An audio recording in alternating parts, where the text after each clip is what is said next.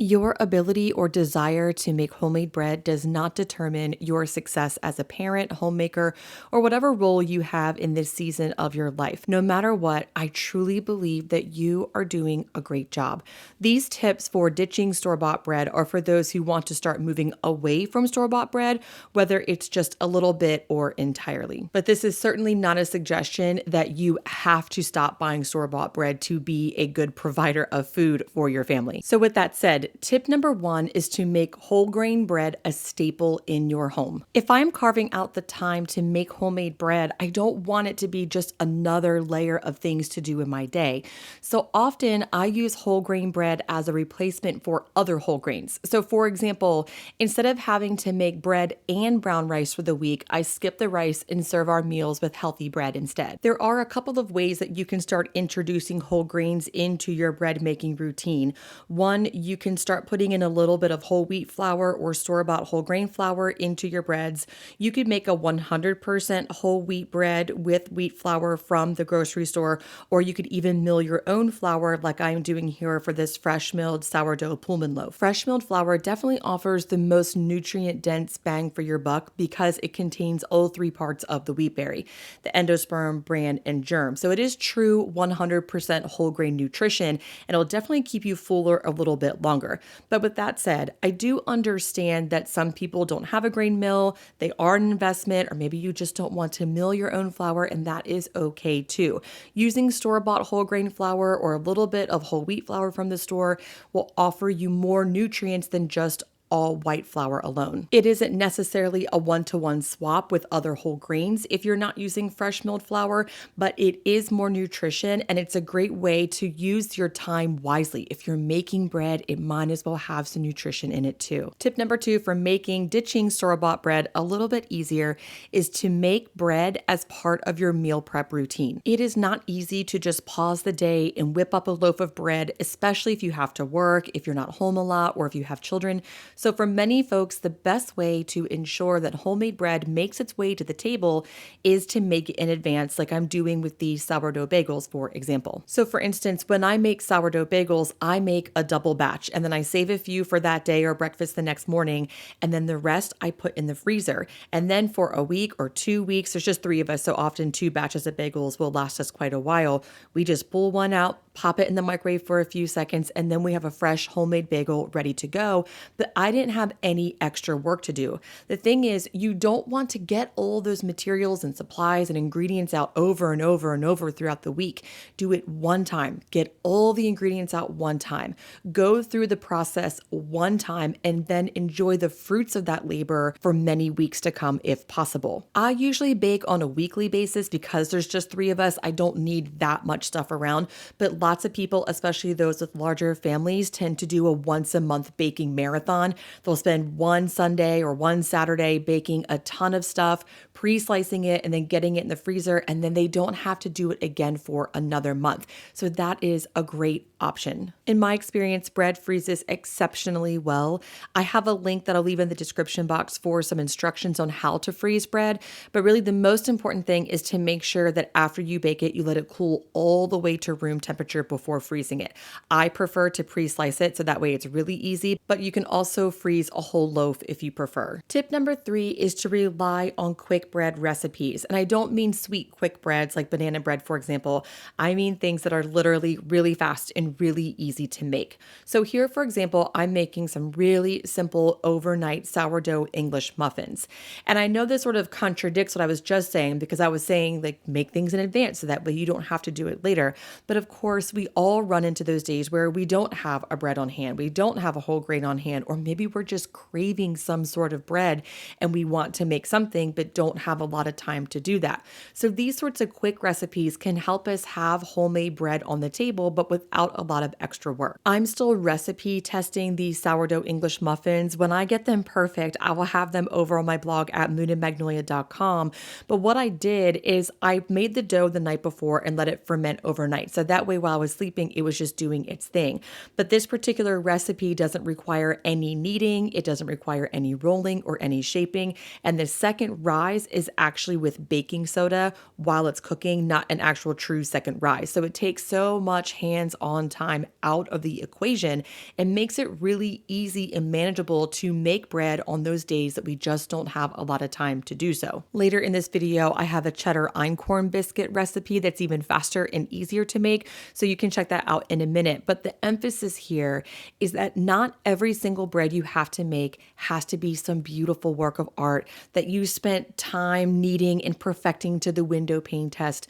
Much of your bread that you serve your family and yourself can just be food that you made on a whim that serves the purpose and gets the job done. Okay, tip number 4 is to rethink the type of bread that you need. Do not fall into the trap of thinking that you have to have burger buns to serve burgers and that you have to have hot dog buns to serve hot dogs. You can use one type of bread for a lot of different things.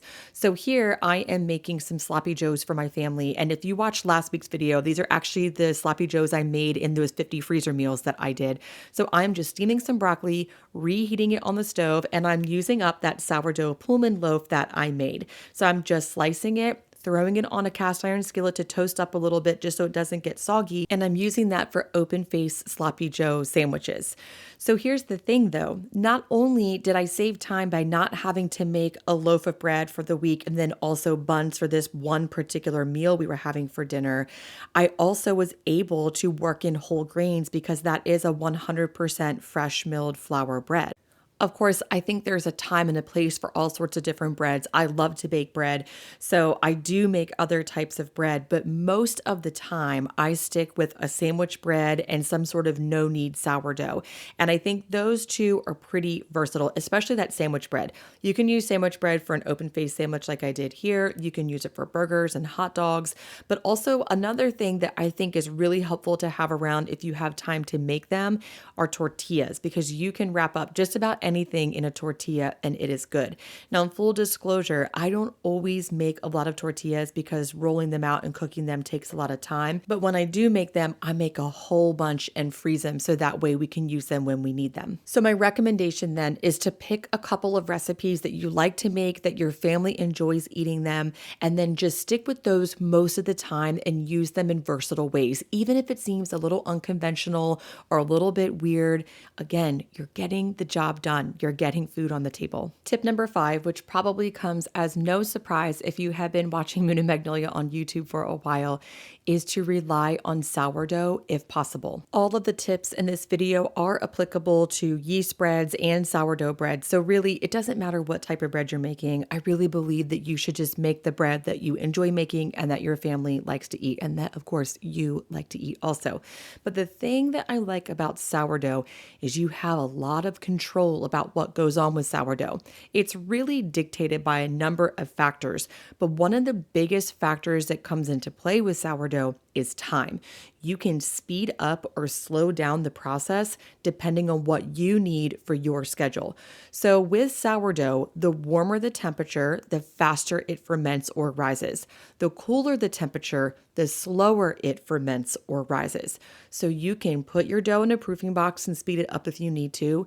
At any point in the process, you can slow the whole thing down and stick it in the fridge for up to 3 days, sometimes even more depending on the recipe, and then get back to it when you are ready. The benefit of commercial yeast is that it works really quickly, but for me and for my schedule, that's also the downfall. I often can't get back to the dough in a reasonable amount of time, so everything is like huge and overflowing by the time I can get back to it. But sourdough is slow, and it's almost like a set it and forget it of bread making. So often I get my dough going in the morning, and then I don't even deal with it again until after my daughter goes to bed in the evening. Or I make recipes like those English muffins where I get the dough going before bed, let it ferment overnight, and get back to it in the morning. And then on top of that, like I mentioned before, at any time you can pause the process if you need to and stick it in the fridge. Those cold temperatures, it doesn't stop the fermentation process, it just slows it way down and really gives you a chance to get back to it whenever it's convenient for you. Now, as a quick side note, here are those cheddar einkorn drop biscuits I was telling telling you about, which ironically, I did not put sourdough starter in this time. So that's the thing though. You don't always have to make sourdough. Your recipes don't always have to look the same. You don't have to stay committed to one way of doing things. There's a lot of weird pressure in the bread world to just do like one thing and do it this one particular way. But the reality is there's a lot of different ways to make bread and there's a lot of different ways to serve bread. Here, I'm just stuffing those biscuits with some bacon and they are very good like that, by the way. But I think what's most important is that you find the process and the recipes that work for you and also let that change with the rhythm and seasons of your life. Sometimes I have a lot of time for things like slow sourdough and long stretch and folds and things like that. Other times, I just got to get something on the table, so I make a quick bread. Give yourself some flexibility with your bread making. And that leads me into my final tip, which is to give yourself some grace. The thing is about making bread is that it seems nice. It seems like a great idea to never ever buy store-bought bread again, or to only make sourdough bread, or to only follow these bread baking rules. But the reality is, you can do whatever you want. I am into my third year now of making all of my family's bread from scratch with the single exception of tortillas because I just don't have a lot of time for things like tortillas. But the only way it has become feasible for me to make all of our bread from scratch is one, I just make a few types of bread.